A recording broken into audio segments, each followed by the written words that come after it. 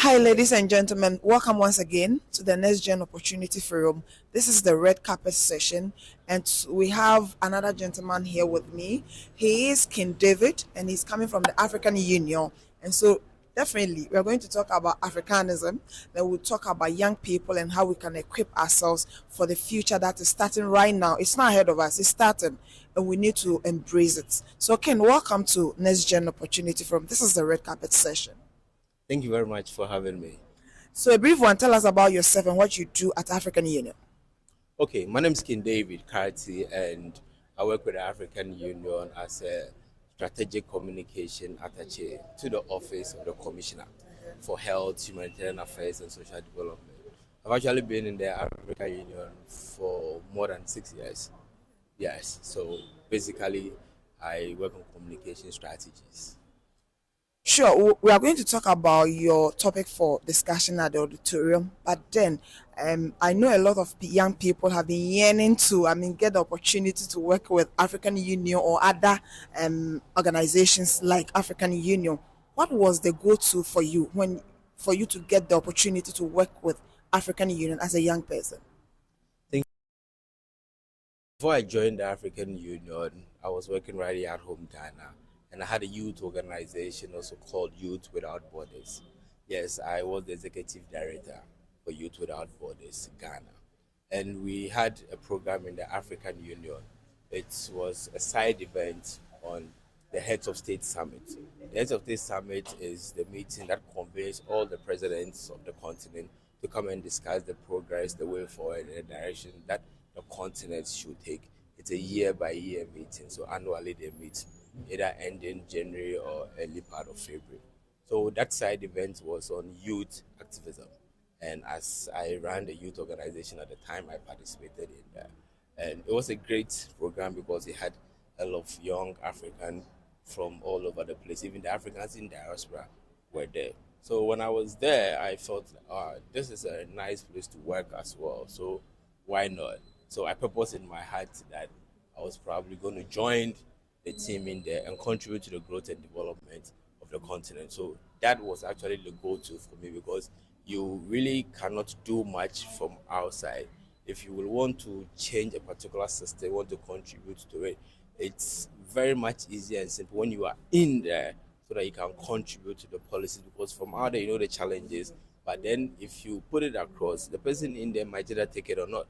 But if you are in there, you're able to make significant changes. So the purpose of trying to contribute to the growth and development of the continent and being there actually motivated me to go there and work. And that was the go-to for me to be with the African Union. And it's been amazing ever since.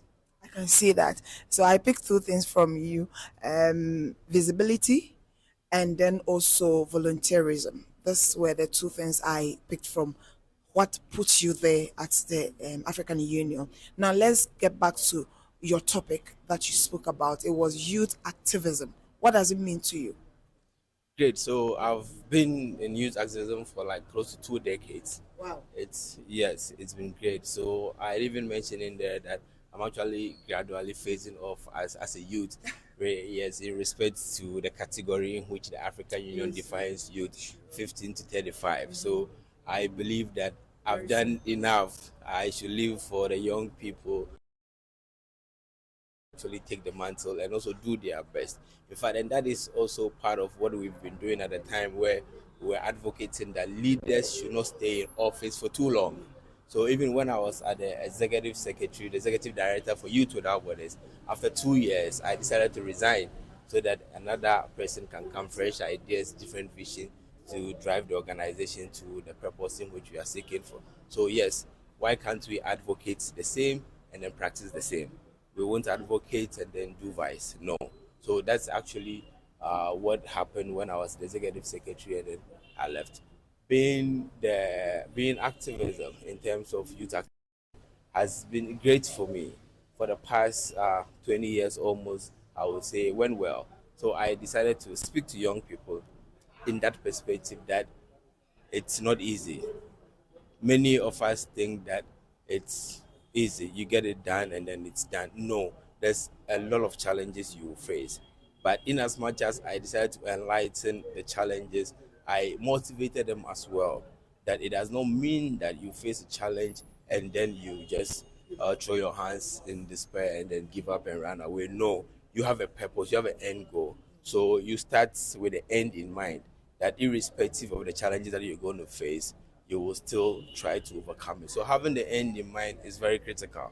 If you have the end in mind, you know that this road is what is going to lead you. So should there be a challenge that steers you off a bit, you know that no, you are off. But whatever you will do, you will still come back to the rightful path in which you knew earlier that is driving you to the end goal, and then you come back to it. So young people, in one way or the other, should understand that it's very important to advocate for other young people. We can only help ourselves. Nobody is going to help us. Nobody is coming from anywhere to help us. It's just like the continent in itself. Only Africans can help Africans.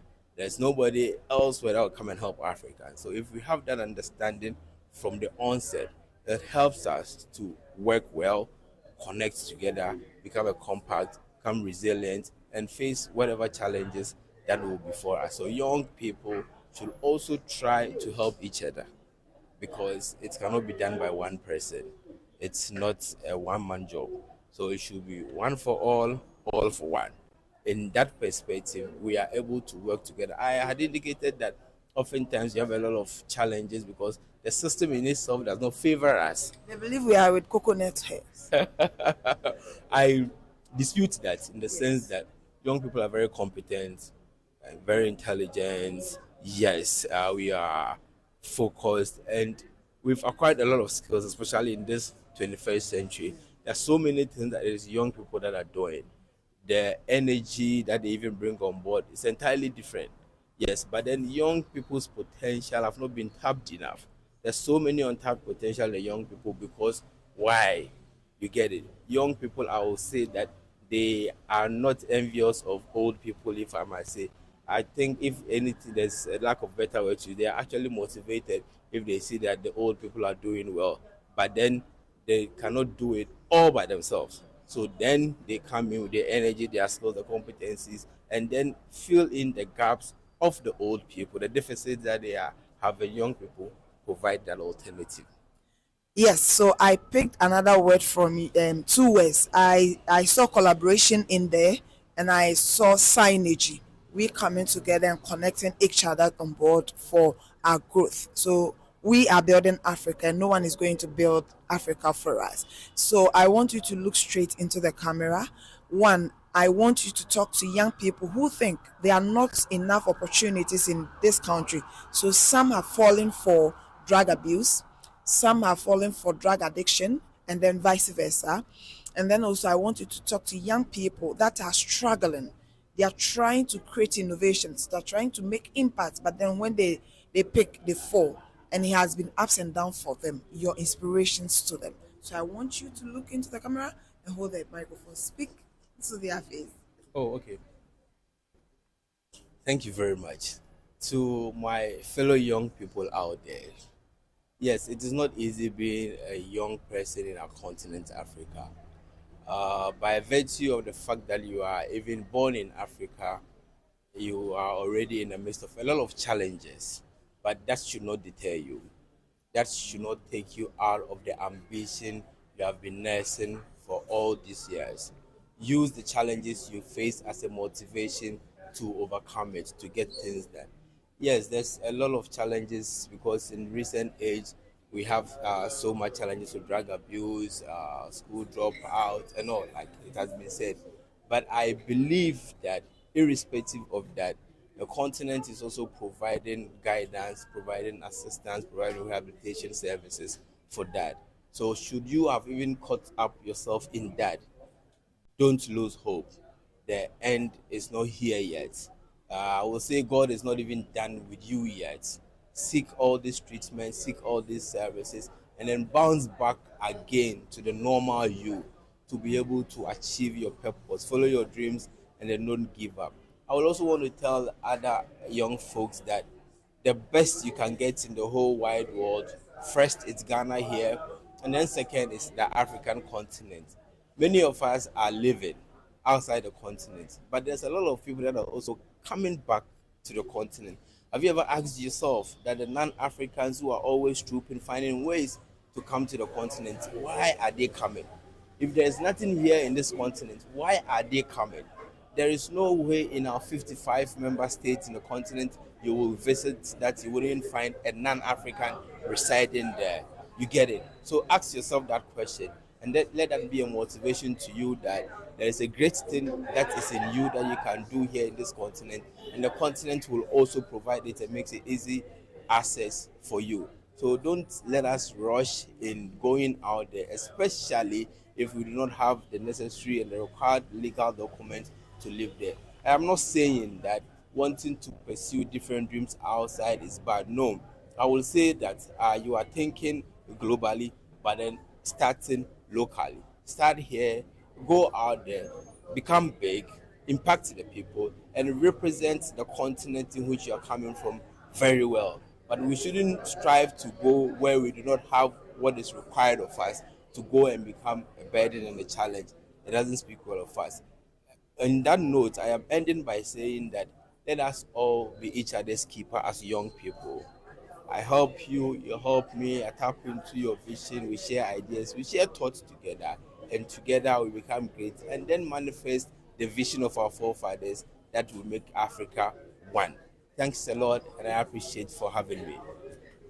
Thank you so much, King David, for this insightful conversation with you. We really enjoyed you, and thank you for coming. We picked three words from your speech. You spoke about synergy, you spoke about collaboration, and then partnership. We are grateful. And then I saw Africanism inside there, and then activism. Thank you so much for coming, and then we hope to have more of you in the coming days. Thank you. Thank you very much. All right. So you really enjoy King David. He was one of our speakers, and then he spoke about a lot of things. I believe you've enjoyed him. Stay tuned. Enjoy the rest of the sessions.